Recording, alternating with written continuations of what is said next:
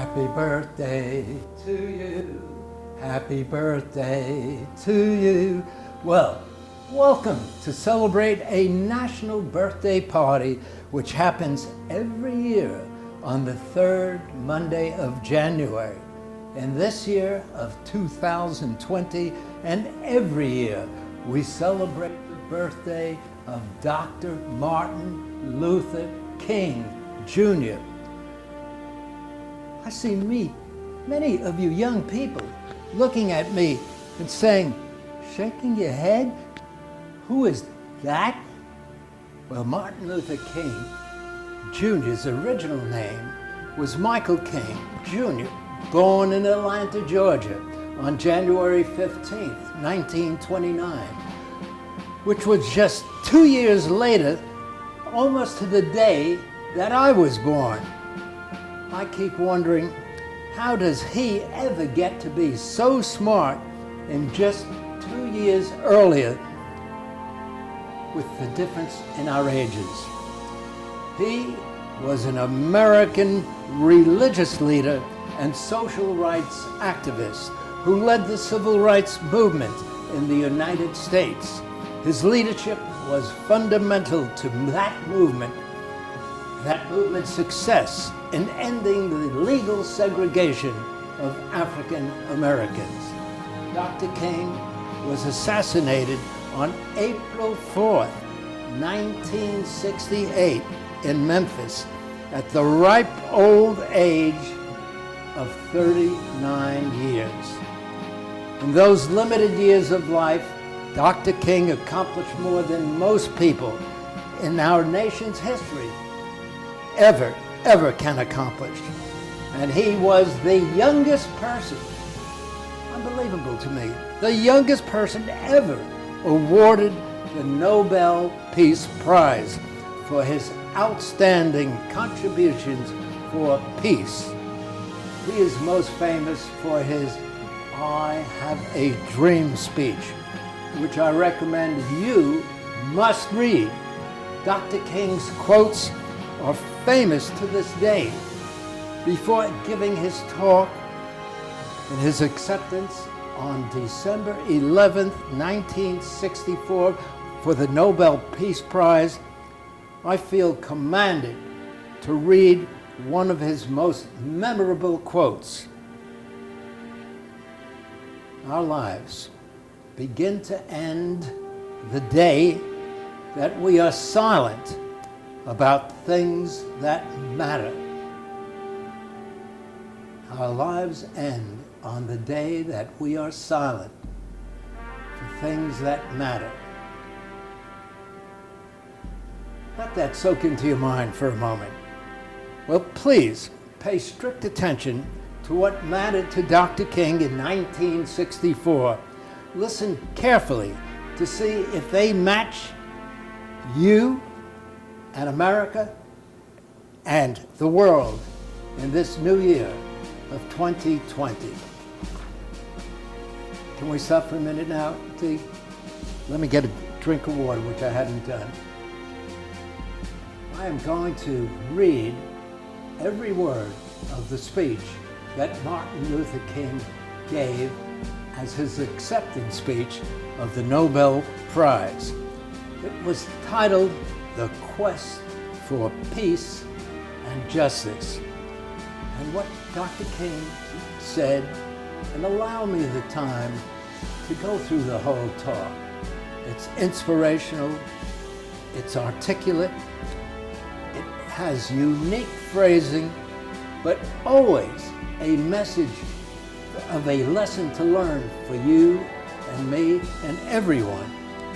It's really, if we follow it, it's for our own good. Well, I will start with the quest of peace. It is impossible to begin this lecture without again expressing my deep appreciation to the Nobel Committee of the Norwegian Parliament for bestowing upon me and the civil rights movement in the United States such a great honor.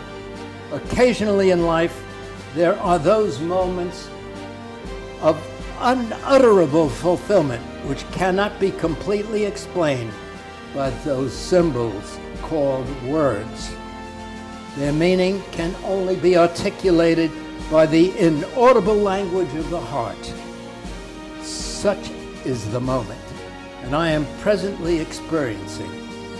I experience this high and joyous moment not for myself alone, but for those devotees of nonviolence who have moved so courageously against the ramparts of racial injustice, and who in the process have acquired a new estimate of their own human worth.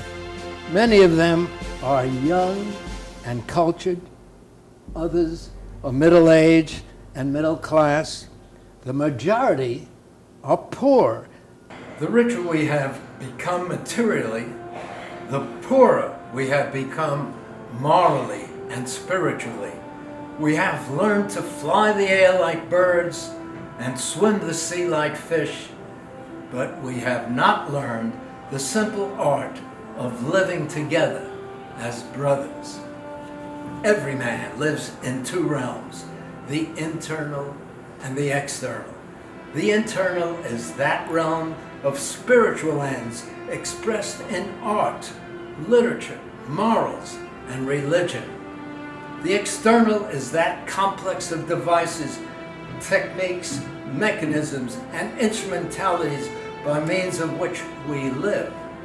Our problem today is that we have allowed the internal to become lost in the external.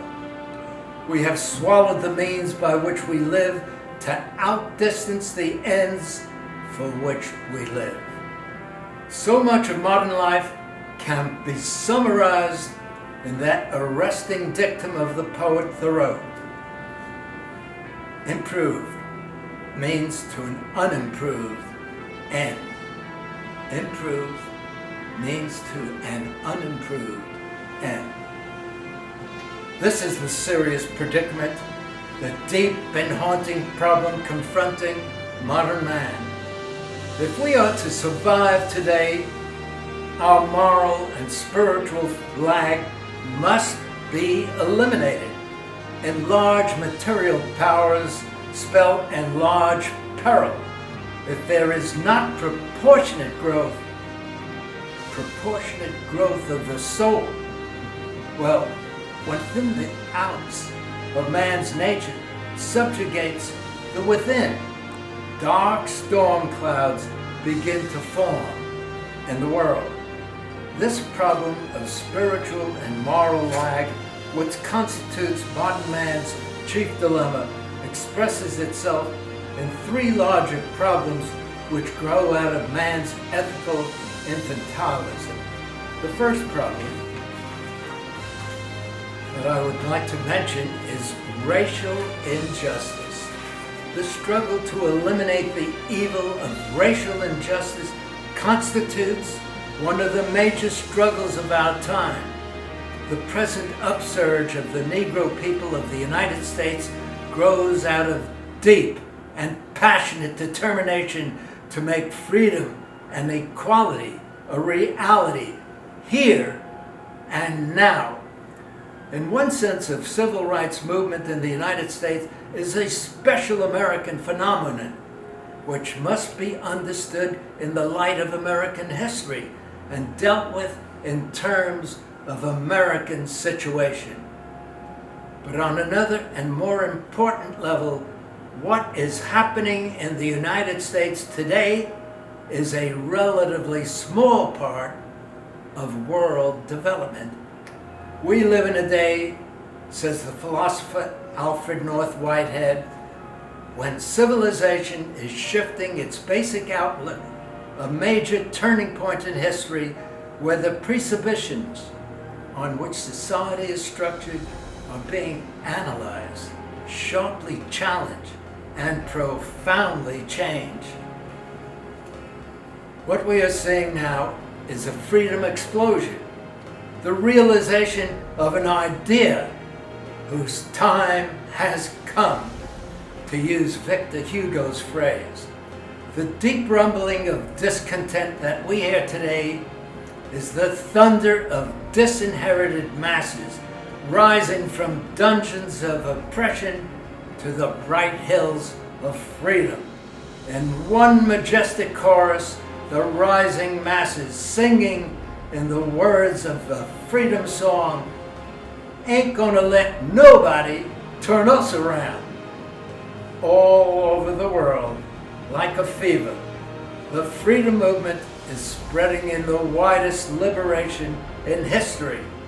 The great masses of people are determined to end the exploitation of their races and land. They are awake and moving toward their goal like a tidal wave. You can hear them rumbling in every village street and on the docks, in the houses, among the students, in the churches, and at political meetings. Historic movement was for several centuries of the nation and societies of Western Europe out into the rest of the world in conquest of various sorts. That period, the era of colonialism, is at an end. East is meeting West. The earth is being redistributed. Yes, we are shifting our basic outlooks. These developments should not surprise any student of history. Oppressed people cannot remain oppressed forever. The yearning for freedom eventually manifests itself. The Bible tells the thrilling story of how Moses stood in Pharaoh's court centuries ago and cried, "Let my people go." This is a kind of opening chapter in a continuing story. Something within has reminded the Negro of his birthright of freedom, and something without that has reminded him that it can be gained. Consciously or unconsciously, he has been caught up by the zeitgeist, and within his black brothers of America and his brown and yellow brothers in Asia, South America, and the Caribbean, the United States Negro is moving with a great sense of urgency toward the promised land of racial justice. Fortunately, some significant strides have been made in the struggle to end the long night of racial injustice. We have seen the magnificent drama of independence unfold in Asia and Africa. Just 30 years ago, there were only 3 independent nations in the whole of Africa. But today, 35 African nations have risen from colonial bondage into being whole. In the United States, we have witnessed the gradual demise of the system of racial segregation. The Supreme Court's constitutional death blow to the whole doctrine of separate but equal. The court decreed that separate facilities are inherently unequal, and that to segregate a child on the basis of race is to deny that child equal protection of the law. This decision came as a beacon light of hope to millions of disinherited people.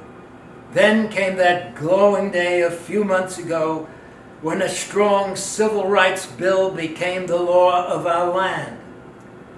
This bill, which was first recommended and promoted by President Kennedy, was passed because of the overwhelming support and perseverance of millions of Americans, both Negro and white.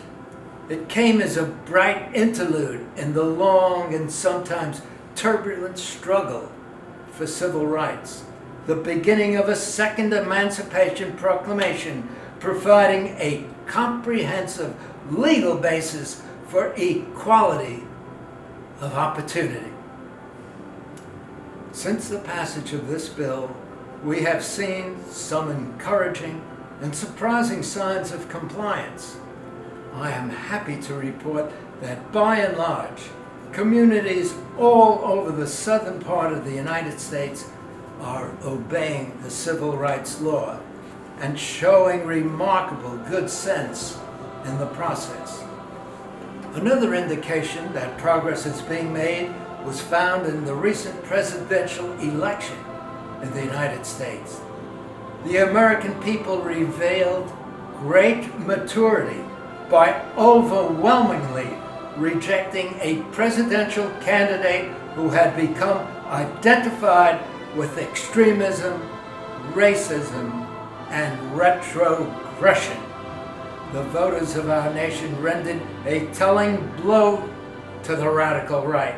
They defeated those elements in our society which seek to pit white against Negro and lead the nation down a dangerous path, a fascistic path. Let me not leave you with a false impression. The problem is far from solved. We still have a long, long way to go before the dream of freedom is a reality for the Negro in the United States. To put it figuratively in biblical language, we have left the dusty soils of Egypt and crossed the Red Sea, whose waters had for years been hardened by a long and piercing winter of massive resistance. But before we reach the majestic shores of the Promised Land, there is a frustrating and bewildering wilderness ahead. We must still face prodigious hilltops of opposition and gigantic mountains of resistance. But with patient and firm determination, we will press on until every valley of despair is exalted to new peaks of hope, until every mountain of pride and irrationality is smothered and smoothed with the plain of equality, of opportunity, and until the crooked places of prejudice are transformed by the straightening process of bright-eyed wisdom. What the main section of the civil rights movement in the United States is saying is that the demand for dignity, equality, jobs, and citizenship will not be abandoned or diluted or postponed. If that means resistance and conflict, we shall not flinch. We shall not be cowed. We are no longer afraid. The word that symbolizes the spirit and the outward form of our encounter is non-violence. And it is doubtless that factor which made it seem appropriate to award a Peace Prize to one identified with the struggle. Briefly speaking, non-violence in the civil rights struggle has meant not relying on arms and weapons of struggle. It has meant non-cooperation with customers and laws, I should say with customs and laws, which are institutional respects of regime of discrimination and enslavement. It has meant direct participation of masses in protest rather than reliance on indirect methods which frequently do not involve massive action at all. Nonviolence also means that my people in the agonizing struggle of recent years have taken suffering upon themselves instead of inflicting it on others. It has meant, as I have said, that we are no longer afraid and coward. But in some substantial degree, it has meant that we do not want to instill fear in others or into the society of which we are a part. The movement does not seek to liberate Negroes at the expense of the humiliation and enslavement of whites. It seeks no victory over anyone. It seeks to liberate American society and to share in the self-liberation of all the people. Violence is a way of achieving racial justice, is both impractical and immoral. I'm not unmindful of the fact that violence often brings about momentary results. Nations have frequently won their independence in battle, but in spite of temporary victories, violence never brings permanent peace. It solves no social problem. It merely creates new and more complicated ones. Violence is impractical because it is the descending spiral ending in destruction for all. It is immoral because it seeks to humiliate the opponent rather than win his understanding. It seeks to annihilate rather than to convert. Violence is immoral because it thrives on hatred rather than love. It destroys community and makes brotherhood impossible. It leaves society in monologue rather than dialogue. Violence ends up defeating itself. It creates bitterness in the survivors and brutality in the survivors. In a real sense, nonviolence seeks to redeem the spiritual and moral lag that I spoke of earlier. And as the chief dilemma of modern men, it seeks to secure moral ends through moral means. Nonviolence is a powerful and just weapon. Indeed, it is a weapon unique in history, which cuts without wounding and ennobles the man who wields it. I believe in this method because I think it is the only way to reestablish a broken community. It is the method which seeks to implement just the law by appealing to the conscience of the great decent majority who through blindness, fear, pride, and irrationality have allowed their consciousness to go to sleep. The nonviolent resistors can summarize their message in the following simple terms. We will take direct action against injustice despite the failures of governmental and other official agencies to act first. We will not obey unjust laws or submit to unjust practices. We will do this peacefully, openly, cheerfully, because our aim is to persuade.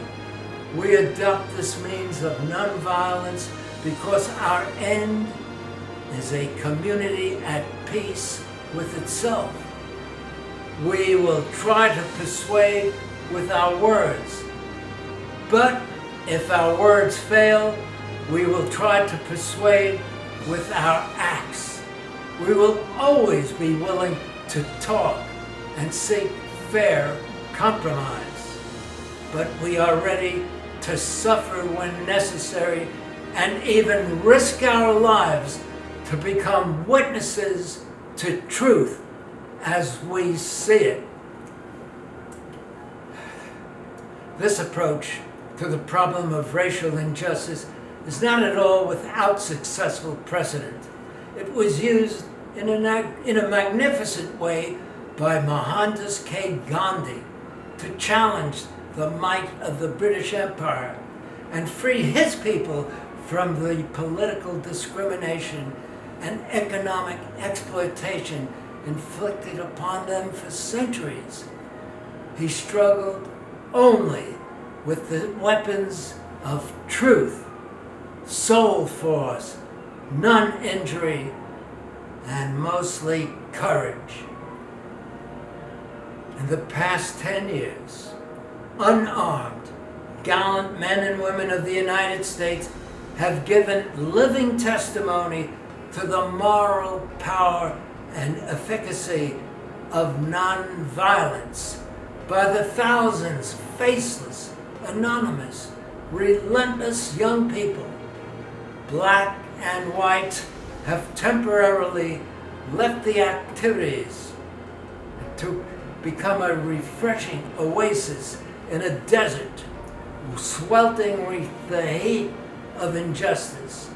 They have taken our whole nation back to those great wells of democracy which were dug deep by our founding fathers in the formation of the Constitution and the Declaration of Independence.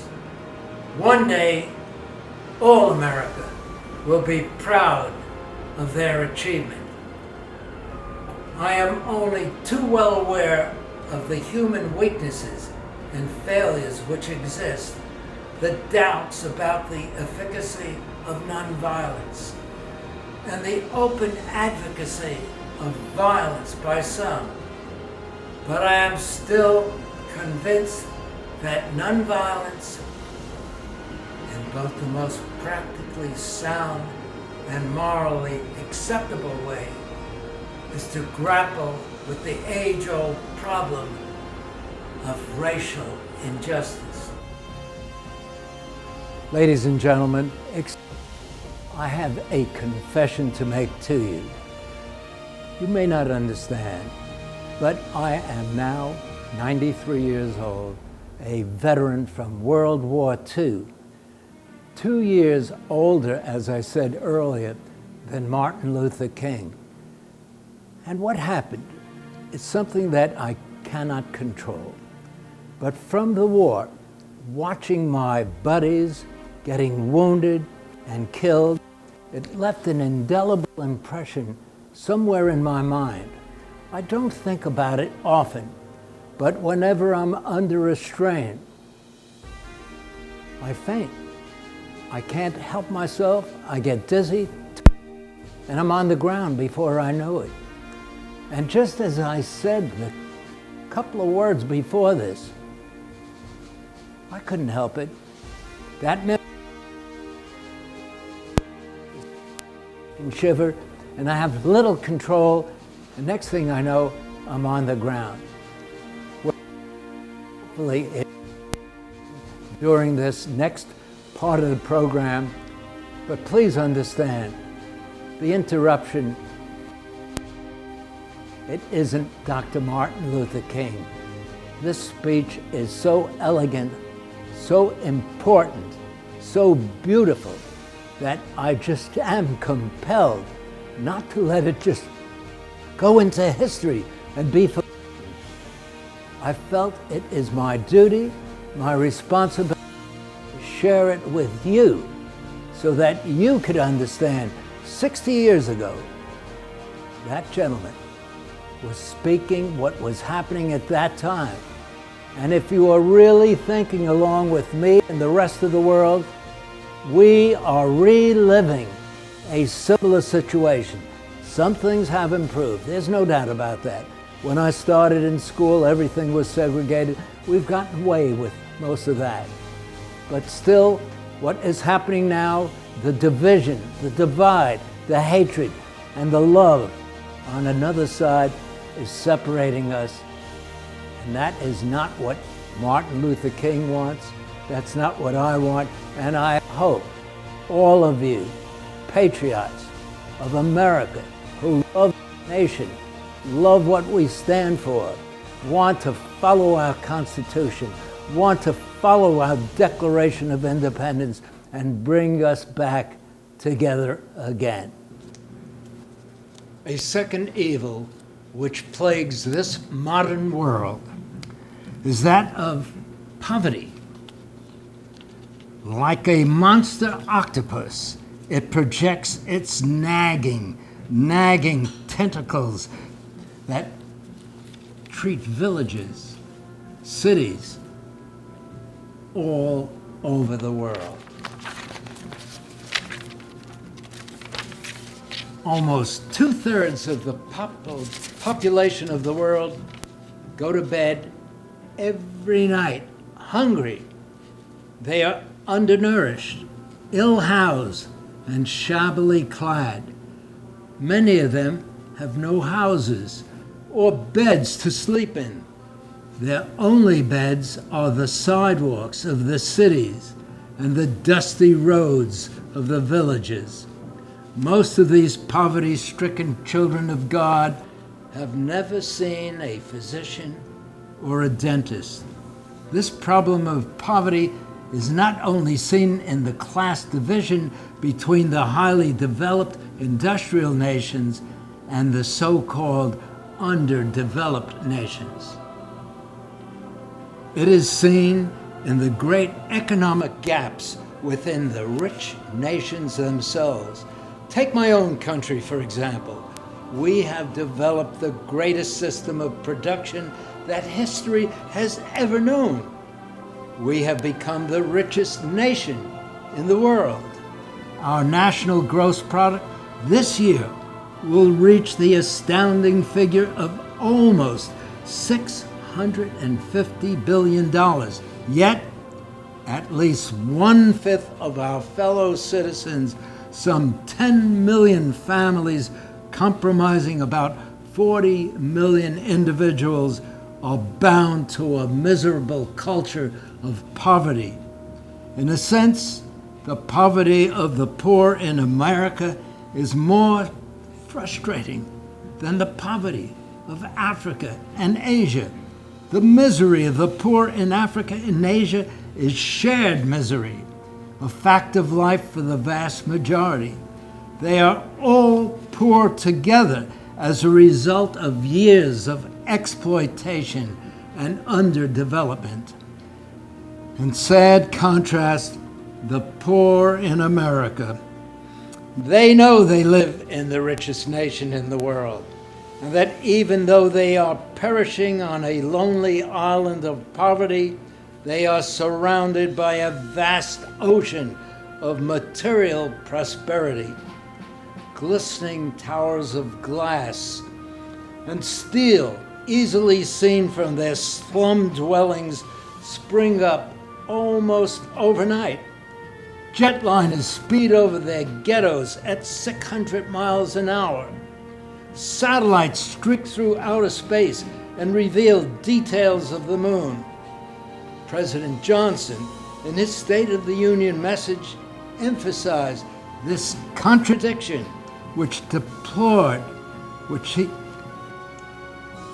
I screwed that up, I'm sorry. Emphasized this contradiction, deplored that it was accompanied by dislocation, loss of jobs, and the specter of poverty in the midst of plenty. So it is obvious that if man is to redeem the spiritual and moral lag, he must go all out to bridge the social and economic gulf between the haves and the have-nots of the world. Poverty is one of the most urgent items on the agenda of modern life. There's nothing new about poverty. What is new, however, is that we have the resources to get rid of it. More than a century and a half ago, people began to be disturbed about the twin problems of population and production. A thoughtful Englishman named Malthus wrote a book that set forth some rather frightening conclusions. He predicted that the human family was gradually moving towards global starvation because the world was producing people faster than it was producing food and material to support them. Later scientists, however, disapproved the conclusion of Malthus and revealed that he had vastly underestimated the resources of the world and the resourcefulness of man. Not too many years ago, Dr. Kiltley Mather, a Harvard geologist, wrote a book entitled Enough to Spare. He set forth the basic theme that famine is wholly unnecessary, especially unnecessary in today's modern world. Therefore, the question on the agenda must read, why should there be hunger and privation in any land, in any city, at any table when man has the resources and the scientific know-how to provide all mankind with the basic necessities of life? Even deserts can be irrigated and topsoil can be replaced. We cannot complain of a lack of land, for there are 25 million square miles of tillable land, of which we are using less than 7 million. We have amazing knowledge of vitamins, nutrition, the chemistry of food, and the versatility of atoms. There is no deficit in human resources. The deficit is in human will. The well-off and the secure have too often become indifferent and oblivious to the poverty and deprivation within their midst. The poor in our countries have been shut out of our minds and driven from the mainstream of our societies because we have allowed them to become invisible. Just as nonviolence exposed the ugliness of racial injustice, so must the infection and sickness of poverty be exposed and healed. Not only its symptoms, but its basic causes. This too will be a fierce struggle, but we must not be afraid to pursue the remedy, no matter how formidable the task. The time has come for all-out world war against poverty. The rich nations must use their vast resources of wealth to develop the underdeveloped, school the unschooled, and feed the unfed. Ultimately, a great nation is a compassionate nation. No individual or nation can be great if it does not have concern for the least of others. Deeply etched in the fiber of our religious tradition is the conviction that men are made in the image of God, and they are souls of infinite metaphysical value, the heirs of a legacy of dignity and worth. If we feel this as a profound moral fact, we cannot be content to see man go hungry, to see men victimized with starvation and ill health when we have the means to help them. The wealthy nations must go all out to bridge the gulf between the rich minority and the poor majority. In the final analysis, the rich must not ignore the poor, because both rich and poor are tied in a single garment of destiny. All life is interrelated, and all men are independent. The agony of the poor diminishes the rich, and the salvation of the poor enlarges the rich. We inevitably are our brother's keepers. Because of interrelated structure of reality, John Donne interpreted this truth in graphic terms when he affirmed, "No man is an island entire of itself. Every man is a piece of the continent, a part of the main. If a clod be washed away by the sea, Europe is the lessee, as well as if a premature were as well as if a manner of thy friends, or of these only, where any man's death diminishes me, because I am involved in mankind, and therefore never send to know for whom the bells tolls. It tolls for thee." A third great evil confronting our world is that of war. Recent events have vividly reminded us that nations are not reducing, but rather increasing their arsenals of weapons of mass destruction. The best brains in the highly developed nations of the world are devoted to military technology. The proliferation of nuclear weapons has not been halted in spite of the limited test ban treaty.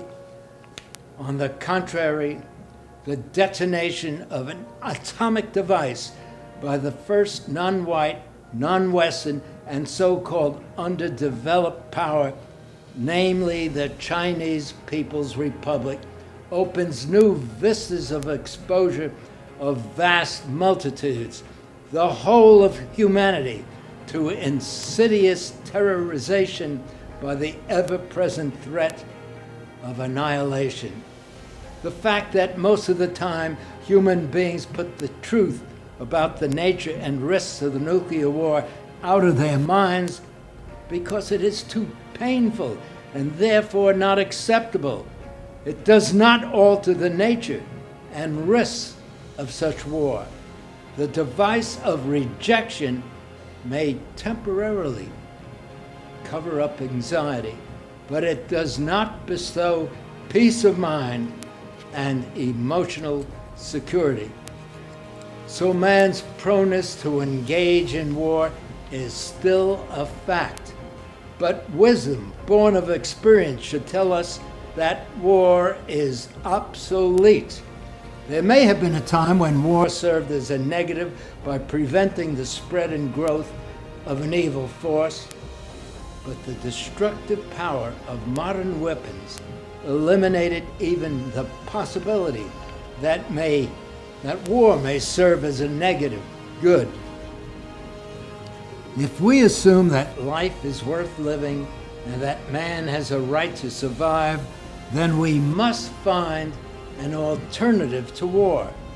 In a day when vehicles hurtle through our outer space and guided ballistic missiles carve highways of death through the atmosphere, no nation can claim victory in war. A so-called limited war will leave little more than a calamitous legacy of human suffering, political turmoil, and spiritual disillusionment. A world war, God forbid, would leave only smoldering ashes as a mute testimony of a human race whose folly led inexorably to ultimate death. So if modern man continues to flirt unhesitatingly with war, he will transform his earthly habitat into an inferno such as even the mind of Dante could not imagine. Therefore, I venture to suggest to all of you and to all who hear and may eventually read these words that the philosophy and strategy of nonviolence become immediately a subject for study and for serious experimentation in every field of human conflict, by no means excluding the relations between the nations. It is, after all, nation states which make war, which have produced the weapons which threaten the survival of all mankind. And both are genocidal and suicidal in character. Here also we have ancient habits to deal with, vast structures of power, indescribably complicated problems to solve. But unless we abdicate our humanity altogether and succumb to fear and impotence in the presence of the weapons we have ourselves created, it is an imperative and urgent to put an end to war and violence between nations, as it is to put an end to racial injustice. Equality with whites will hardly solve the problems of either whites or Negroes if it means equality in a society under the spell of terror and a world doomed to extinction. I do not wish to minimize the complexity of the problems that need to be faced in achieving disarmament and peace, but I think it is a fact that we shall not have the will, the courage, and the insight to deal with such matters unless in this field we are prepared to undergo a mental and spiritual reevaluation, a change of focus which will enable us to see that the things which seem most real and powerful are indeed now unreal and have come under the sentence of death. We need to make a supreme effort to generate the readiness, indeed the eagerness, to enter into the new world which now is possible, the city which hath foundations, whose builder and maker is God. A foundation whose builder and maker is God. We will not build a peaceful world by following a negative path. It is not enough to say we must not wage war. It is necessary to love peace and sacrifice for it. We must concentrate not merely on the negative expulsion of war, but on the positive affirmation of peace. There is a fascinating little story that is preserved for us in Greek literature about Ulysses and the sirens. The sirens had the ability to sing so sweetly that sailors could not resist steering towards their island. Many ships were lured upon the rocks, and men forgot home, duty, and honor as they flung themselves into the sea to be embraced by arms that drew them down to death. Ulysses, determined not to be lured by the sirens, first decided to tie himself tightly to the mast of his boat, and his crew stuffed their ears with wax. But finally, he and his crew learned a better way to save themselves. They took on board the beautiful singer Orpheus, whose melodies were sweeter than the music of the sirens. When Orpheus sang, who bothered to listen to the sirens? So we must fix our vision not merely on the negative expulsion of war, but upon the positive affirmation of peace. We must see that peace represents a sweeter music, a cosmic melody that is far superior to the discords of war. Somehow, we must transform the dynamics of the world's power struggle, from the negative nuclear arms race, which no one can win, in a positive contest to harness man's creative genius for the purpose of making peace and prosperity, a reality for all the nations of the world. In short, we must shift the arms race into a peace race. If we have the will and the determination to mount such a peace offensive, we will unlock hitherto tightly sealed doors of hope and transform our imminent cosmic elegy into a song of creative fulfillment. All that I have said boils down to the point of affirming that mankind's survival is dependent upon man's ability to solve the problems of racial injustice, poverty, and war. The solution of these problems is in turn dependent upon man squaring his moral progress with his scientific progress and learning the practical art of living in harmony. Some years ago, a famous novelist died.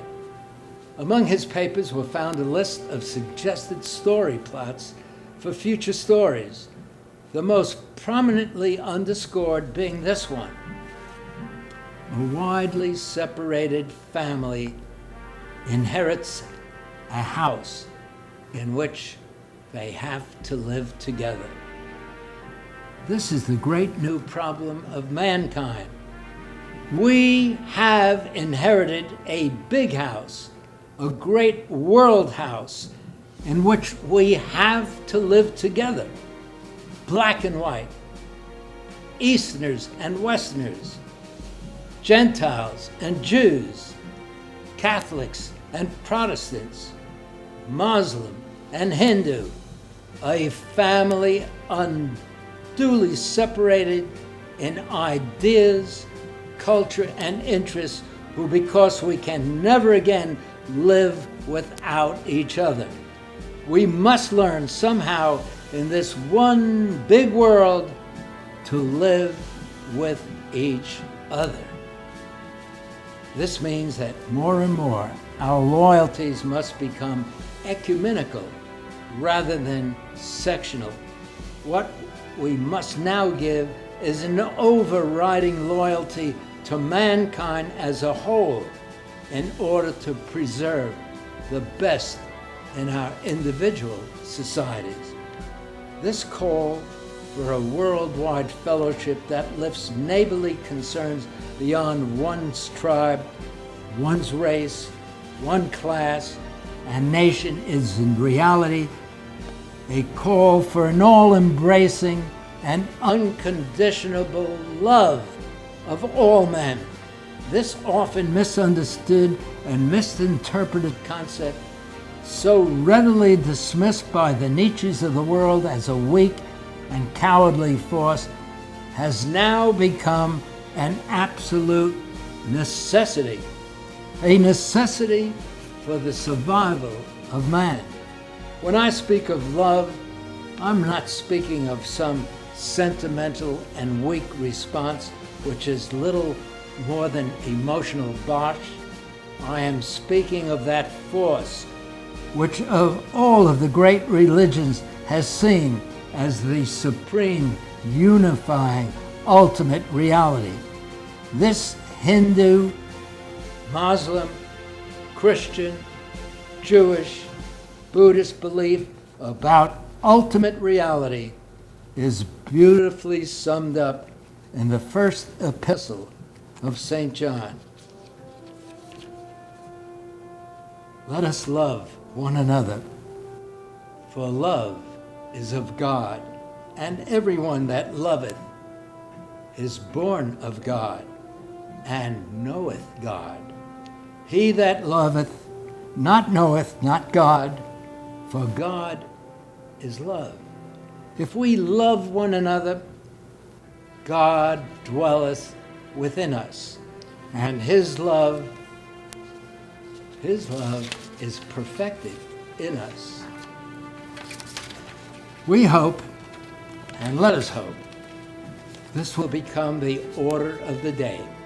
As Arnold Toynbee says, love is the ultimate force that makes for the saving choice of life and good among the damning choice of death and evil. Therefore, the first hope in our inventory must be the hope that love is going to have the last word. We can no longer afford to worship the God of hate or bow before the altar of retaliation. The oceans of history are made turbulent by the ever-rising tides of hate. History is cluttered with the wreckage of nations and individuals that pursue this self-defeating path of hate. Love is the key to the solution of the problems of the world. Let me close by saying that I have the personal faith that mankind will somehow rise up to the occasion and give new direction to an age drifting rapidly to its doom. In spite of the tensions and uncertainties of this period, something profoundly meaningful is taking place. Old systems of exploitation and oppression are passing away, and out of the womb of a frail world, new systems of justice and equality are being born. Doors of opportunity are gradually being opened to those at the bottom of society. The shirtless and barefoot people of the land are developing a new sense of somebodiness and carving a tunnel of hope through the dark mountains of despair. The people who sat in darkness have seen a great light. Here and there, an individual or group dares to love and rises to the majestic heights of moral maturity. So in a real sense, this is a great time to be alive. Therefore, I am not yet discouraged about the future. Granted that the easygoing optimism of yesterday is impossible. Granted that those who pioneer in the struggle for peace and freedom will face uncomfortable jail terms, painful threats of death. They will still be battered by the storms of persecution, leading them to the nagging feeling that they can no longer bear such a heavy burden and the temptation of wanting to retreat to more quiet and serene life. Granted that we face a world crisis which leaves us standing so often amid the surging murmur of life's restless sea. But every crisis has both its dangers and its opportunities. It can spell either salvation or doom. In a dark, confused world, the kingdom of God may yet reign in the hearts of men. That is the conclusion of Martin Luther's famous speech in winning the award of the Peace Prize for doing more for anyone at that time in trying to be safety and bring comfort and peace and harmony to the world. Well, I just want to summarize my own personal feelings. I don't truly care if you're a Democrat, Independent, or Republican. I do care when we are divided or separated without cooperating for a common good for everyone. Spiritually, we the people are the united. We the people are the United States of America. Well, 2020 is a new year a new beginning. Let's unite as one nation under God, indivisible, with liberty, justice, freedom, and equality for all. Wipe away your fear and hatred.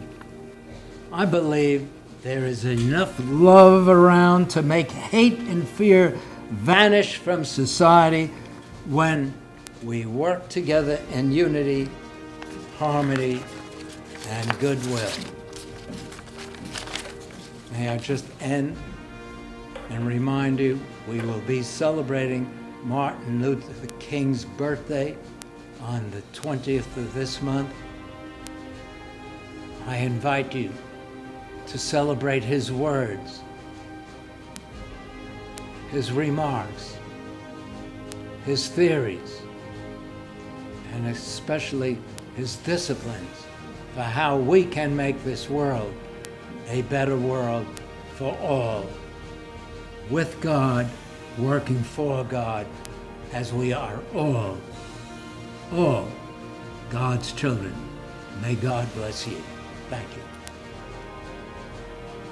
Make every day Valentine's Day.